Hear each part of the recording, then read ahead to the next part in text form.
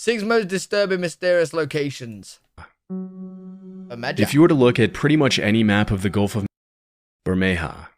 Okay, Bermeja. If you were to look at pretty much... Yo, did I just go back on the video because I said the name wrong and it wanted me to say it right? Like, bro, what's going on here? Any map of the Gulf of Mexico drawn by Spanish explorers in the 16th and 17th centuries, you would find a small island lying off the north coast of the Yucatan Peninsula called Bermeja. Bermeja. Although the exact location of the island varied slightly depending on the map, it was a well-known fact that the island at least existed.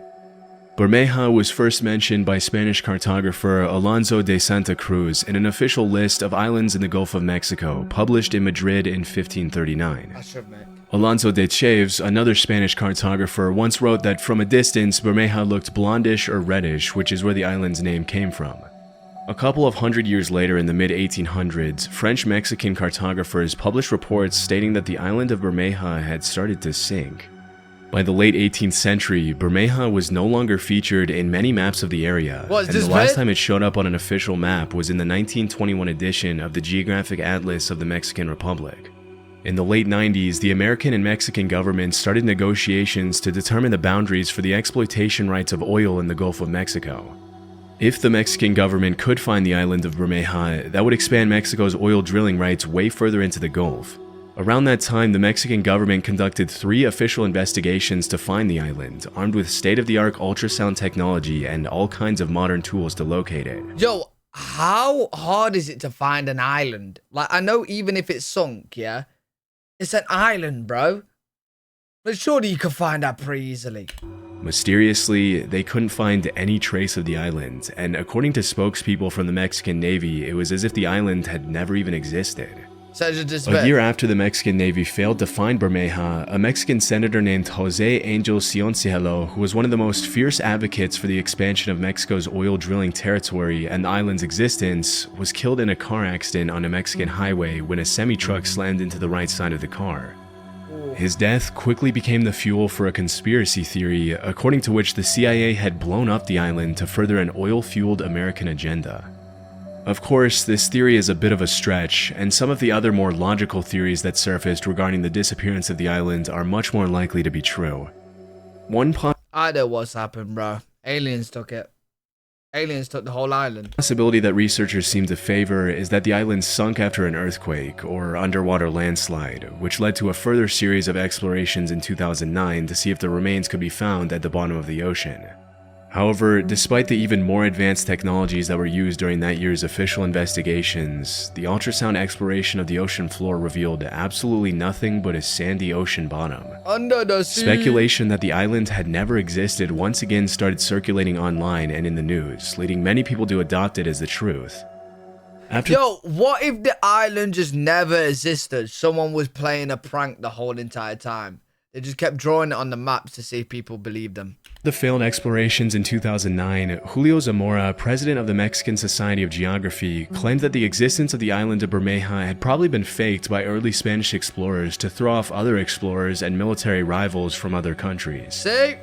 This would make sense, as it was common practice to make slightly inaccurate maps back then for the sake of strategy. Have a good one, Caesar. Another possible theory is that the island could have been drawn by one cartographer in the wrong location by mistake and replicated dozens of times over the centuries by other unaware cartographers. Still, some researchers think that due to the very precise descriptions of the island's physical appearance, Bermeja probably did exist, but in another location. Despite the abundance of theories regarding the mysterious island's location and existence, 15 years after the last exploration of the last known location of Bermeja, the truth is still a mystery and will probably remain that way forever. Someone's robbed the island, mate. Overtoun Bridge. Built in 1895 in Dumbarton, Scotland, the Overtoun Bridge is a Gothic-style bridge overlooking a 50-foot ravine that leads up to Overtoun House, a 19th century manor in the Scottish Lowlands. Okay.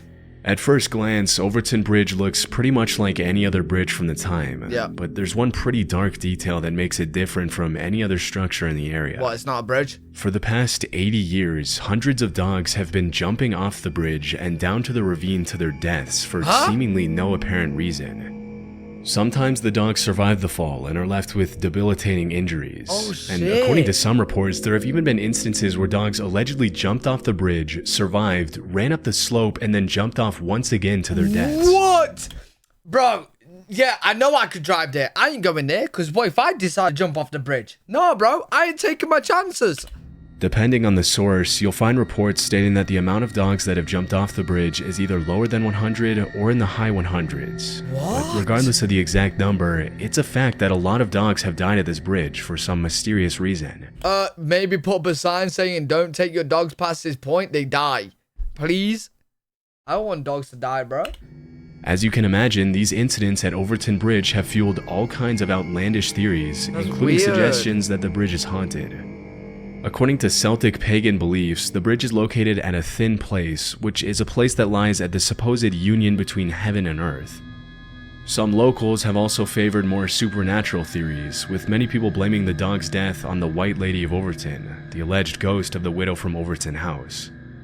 Another popular theory among the locals is that the dogs are being affected by negative residual energy from a tragic event that took place in 1994, in which a 32-year-old father threw his baby off the bridge, claiming that his child was the Antichrist. Oh, wow. Following the tragic murder, the father was declared insane and locked up in a psych ward. Yeah, no shit. But even with all the more outlandish theories that have gained traction in recent years, some researchers have come up with more plausible explanations for the mysterious incidents at Overtoun Bridge. In 2006, animal behaviorist David Sands investigated the bridge and suggested that the dogs are probably detecting the presence of wild animals below the bridge with their keen sense of smell, which makes them chase after the smell and inadvertently jumping to their deaths. Bro, that is absolute bullshit. That is bullshit. Should I tell you why? Should I tell you why, bro? Because people take their dogs on walks all the time with this wildlife, yeah? Across bridges all the time. They don't just fucking run off. Like, dogs just don't run off. Like, they're not stupid. Dogs are smart, bro. Dogs are smart. Dogs don't just look at a bridge and just go, yeah, I'm jumping, mate. This would make sense, as according to official statistics in the area, minks began breeding in large numbers in the 50s in Scotland, and most long-nosed dogs seem to favor the smell of mink over any other small animal, including squirrels. Yeah, and what about the dog earlier? He said jumped off, went back on the bridge, and then jumped off again. He just realized he's just fucking injured himself, and he's like, oh, I'm gonna do it again, dude. Like, what? No, dogs aren't that stupid. From my research, most of the dogs that have died at the bridge are long-nosed breeds. Also, because the bridge has tapered edges, from the dog's point of view, the edge looks more like a flat plane, safe for running and chasing after small animals. Wait, what? So, while there will probably continue to be speculation about paranormal activity at Overtoun Bridge for many years to come, it's much more likely that the dogs aren't intentionally taking their lives and are— Wait, so the bridge ledge looks like it's flat? It don't look like a drop-off? Well, then that will be it then. Fix your fucking bridge. simply falling to their deaths on accident while chasing the odors from other animals. Abandoned viaduct Petrobras. In the 1950s, the Brazilian government began a project to build— Yeah, it still don't make sense, bro. Like, I've had dogs. My dogs don't just go jumping off things. Like, even when my dog's been chasing a wild animal, it don't just go jumping off things. Petrobras. In the 1950s, the Brazilian government began a project to build BR-101, Brazil's longest highway spanning almost 3,000 miles. In the 1960s, construction began on a segment of highway called the Viaduct Petrobras that was meant to cross the Brazilian jungle to connect Rio de Janeiro and Santos, São Paulo. Yo, be careful walking your dogs on there. They might jump off, mate. 16 years after construction started, the segment of highway that crossed the jungle was due to be connected to an already existing part of the highway to finish the project. However, due to Brazil's economic crisis, plans changed at the very last minute, and instead of connecting the viaduct to the existing road, the highway was linked to a different coastal route. As a result, the viaduct Petrobras was left abandoned in the middle of the jungle, and to this day, the Brazilian government has done nothing to remove it or reuse its parts. Standing over 130 feet tall and almost 1,000 feet long, the structure features fully built tunnels, retaining walls, and a gigantic concrete foundation, which has slowly been swallowed by the jungle as the years have gone by. Well, there's no point wasting the time and effort taking it down now. Just let it Kind of cool. To an outsider, the viaduct Petrobras looks like it was taken out of the city and dropped in the middle of nowhere in the South American jungle for no reason. Yeah, it looks like you could drive on it and then drive on top of the trees. Giving off an admittedly eerie atmosphere.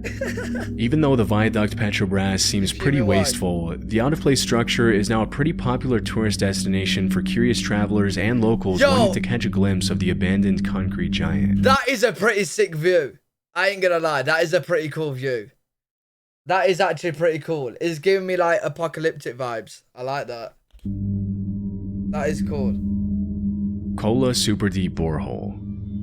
In the 1960s, the Soviet Union and the US were locked in a battle to develop superior space exploration technologies, often referred to as the space race. Wow, but what many people don't know is that the two countries were also competing to drill as close as possible to the center of the Earth. As is often the case, the motivation behind the drilling was mostly to find oil and valuable minerals. But from what I found, developing machines that can get close to the center of the Earth would also help understand the causes of earthquakes and volcanic eruptions. No, motherfucker! No, I ain't done, bro. It's because of these greedy, dumb fucks is why they're gonna end up turning off gravity. Bro, chat, I'm telling you right now, one day, we're all just gonna start floating off the planet, yeah? And it's because these fucking idiots, because they want oil, have drilled the center of fucking the Earth, and they fucked up the gravity proportion of whatever the fuck is, I don't know, whatever's there. I don't know, bro. You can't turn it off, but it might damage the gravity. You know what I mean? It's the center of the Earth that pulls us in. You know what I'm saying? What if they fuck up the maths? What if they fuck up the... Yeah, James knows what I'm on about, the gravity fluids. Yeah. Machines that can get close to the center of the Earth would also help understand the causes of earthquakes and volcanic eruptions at a much deeper level. In 1958, the US government launched Project Mohall to collect a sample from Earth's mantle by drilling to the bottom of the ocean off Guadalupe Island in Mexico. Over the next 8 years, they drilled over 600 feet into the seabed, but in 1966, the House of Representatives had to discontinue the project because it was getting too expensive. 4 years later, in 1970, it was the Soviet Union's turn, and they Wait, chat, now I'm thinking about gravity, bro.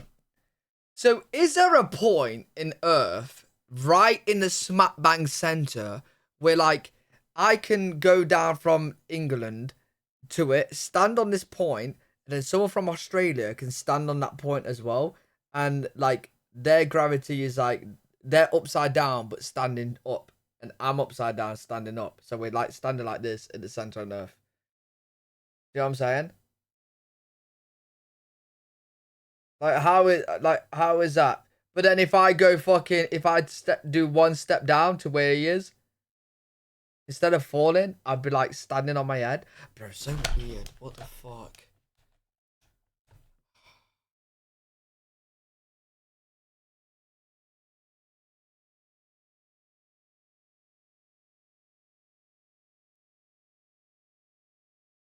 If you don't know what I'm on about, then you're not with us on our wavelength, bro, for like our intelligent brains. That was a very intelligent conversation right there. I totally understand if a lot of people don't know what I'm on about. This is some Albert Einstein shit.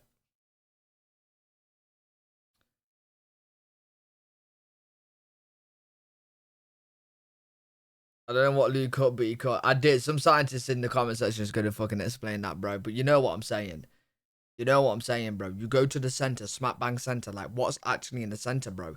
Is it just a dot that's like the gravity ball, and you can fucking like just go around it and then go upside down and shit? Like, bro, what is the actual center, bro? Because there's gotta be a point that pulls in the gravity. So someone from Australia's dug down, and they're like this upside down, and I've dug down, and we're at the center, and fucking like we're like this, bro. That's his legs. These are my legs. You know what I'm saying?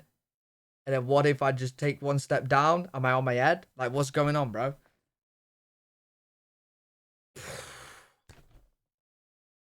Weird.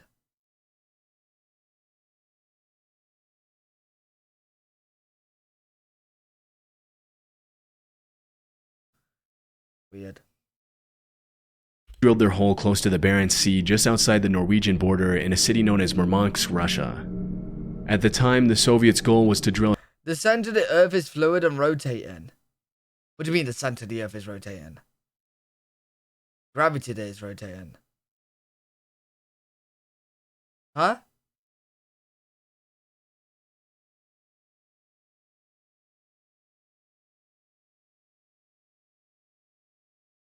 The iron core.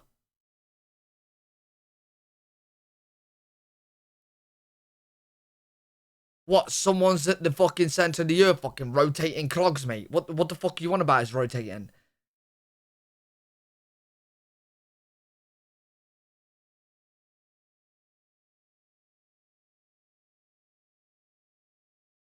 But what if we made a suit to go in there? You guys aren't thinking bigger, bro. What if we make a suit to go in the iron core to the center point of gravity? That's what I'm saying.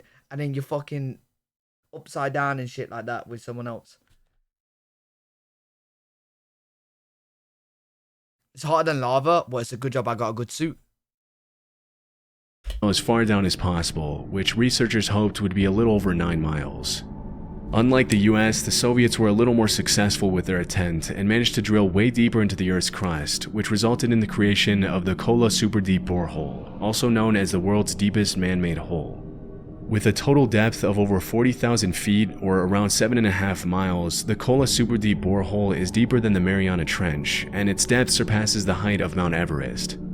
As the project progressed, the scientists realized the temperature was much higher than expected at every point below 10,000 feet, and at around 7.5 miles below the surface, the drill reported a temperature of almost 360 Fahrenheit. This was way higher than the 212 degrees Fahrenheit the scientists had predicted at that depth. Hey, you get a nice So tan. even though the Soviets had broken a record with the Kola borehole, they too had to discontinue the project in 1992 due to increasing rock densities and crazy high temperatures. That is hot. And in 2005, the drill was shut down and the hole was sealed for good.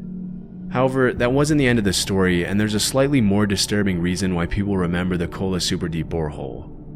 In the late 80s, a strange story started circulating in several Christian Finnish newspapers, which reported that a group of Soviet scientists had drilled a hole to the center of the Earth and had allegedly lowered an extremely heat-tolerant microphone into the hole. Through this, they supposedly heard a series of extremely disturbing, tormented screams coming from the bottom of the well. Well, it's fucking hell, innit? It's actually hell. And it's the people in hell fucking moving the fucking motion. Throughout the 90s, the story spread to other countries, until even American newspapers were running it. As the story gained popularity, sound files with the supposed audio of the tormented screams from the center of the earth started appearing everywhere online, with allegations that the screams came from tormented souls stuck in hell. As it was later revealed, the original recording of tormented screams was made from a loop of various sound effects and the soundtrack from the 1972 movie Barren Blood. Wait, so they faked it? From this point forward, it was pretty much common knowledge that the screams were fake. However, it is a fact that some pretty disturbing sounds have been heard coming from the Kola Super Deep Borehole, along with other super deep boreholes. So you've just told me a whole fucking story. You got my hopes up. I thought it was hell. And then you just told me it's fake. Could have just erased the story, bro. 2013, Dutch artist Lute Given traveled to the 30,000-foot deep KTB Super Deep Borehole in Germany, where she lowered a microphone protected by a thermal shield to see if she could pick up any sounds at the bottom of the well. Don't believe it. Interestingly, a mysterious deep rumbling sound that scientists couldn't explain could be heard through the microphone, which in the artist's own words... Hold up, chat, I'm waiting for it. He's about to say in a minute, and it was proven it's faked. Some people thought sounded like hell, while others thought they could hear the planet breathe. Even though the sound is pretty cool to hear, even if a little haunting, the consensus among scientists is that the sound comes from layers and layers of rocks rearranging themselves after being moved around by the drill that made the hole.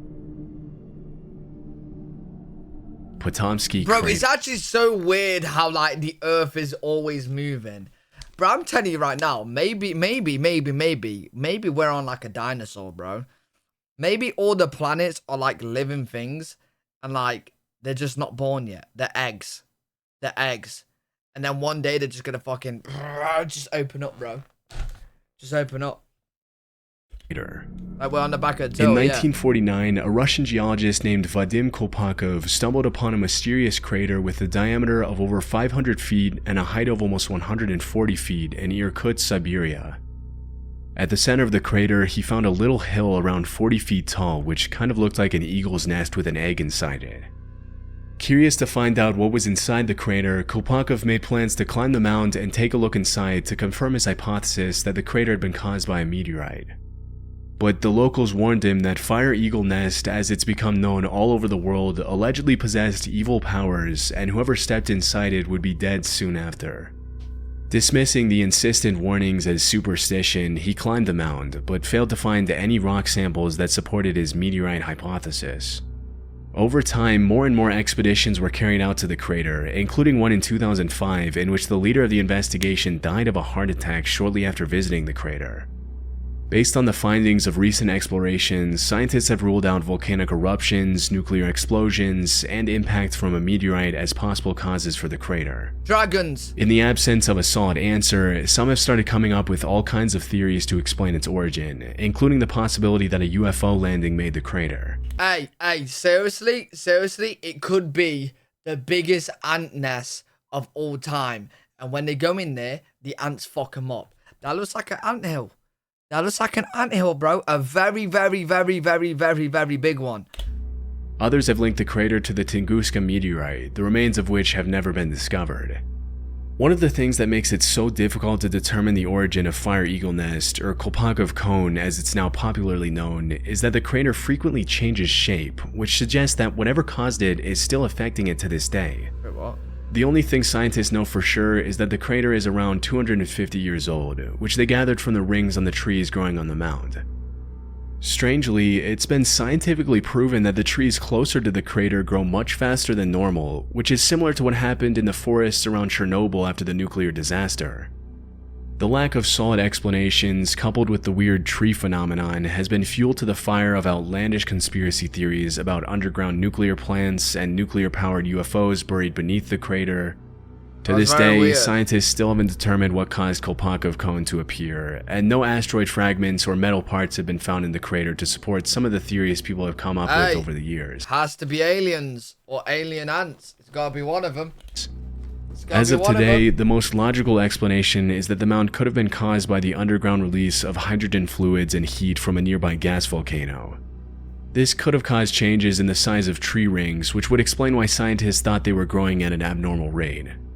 Still, despite the more convincing explanations that have surfaced over the years, the origin of Kolpakov Cone will probably remain a mystery for many years to come. Villa Epecuen. In the 1920s, a small tourist village about 400 miles from Buenos Aires, Argentina, called Villa Epecuen was built along the shore of Lago Epecuen, a salt lake touted for the health benefits and therapeutic effects of its mineral waters, which were said to be beneficial for rheumatic conditions. Quickly turning into a weekend getaway for Argentina's upper class, the town soon had a functional railroad station and a population of about 1,500 with a capacity to accommodate around 5,000 additional visitors at its peak in the 70s. Due to its popularity as a weekend getaway for Argentine city dwellers, a lot of money was poured into Villa Epecuen to expand its accommodations and make it as comfortable as possible for visitors. However, it seemed not a lot of resources or attention was dedicated to the containment dam that separated the lake from the town. Unfortunately, on November 10, 1985, the containment dam broke during a storm and a series of unusual strong winds. For 2 weeks, the water rose at a rate of half an inch per hour, until eventually the containment dam was completely destroyed by the water, after which all the locals had to abandon their homes and businesses and leave behind Villa Epecuen. Over the following days, the flood drowned the town over 30 feet underwater, and it wasn't until 25 years later in 2009 that the waters began to recede and now show the eerie remains of the town, which now looks like something out of a dystopian movie. From above, you can see the original layout of the streets of Villa Epecuen, along with its many businesses and the houses 1,500 people called home. With its overgrown trees, rusty post-apocalyptic appearance, and ghost town vibes, Villa Epecuen now draws in tourists and photographers from all over the world who want to get a glimpse of the ruins of the once bustling getaway town. Due to the high levels of salt in the water that once flooded the town, most of the buildings in Villa Epecuen are covered with a thin white residue, giving the town an even more creepy appearance. One of the more interesting facts about Villa Epecuen is that even after it was completely destroyed by the water and flooded for more than 25 years, as soon as the water receded in 2009, one of the locals, then 81-year-old Pablo Novak, decided to come back home and live out the rest of his days in Villa Epecuen. Out of the original 1,500 residents of the town, Pablo was the only one who came back. Hey, yo, you gotta have some crazy loving connection to your home. For 25 years you ain't lived there, and it was drowned. And then it came back and you go back? Bro. The lone inhabitant of Villa Epecuen, Novak was officially named a cultural ambassador of the town in 2020. Make him mayor! But unfortunately, in January 2024, Pablo Novak passed away at the age of 93, leaving the town once again completely abandoned. Yo, you need a statue of him in this town. That's his village. That's his town. He's loyal, bro. He's loyal, bro. The others was fake town members. He kept to his word. He came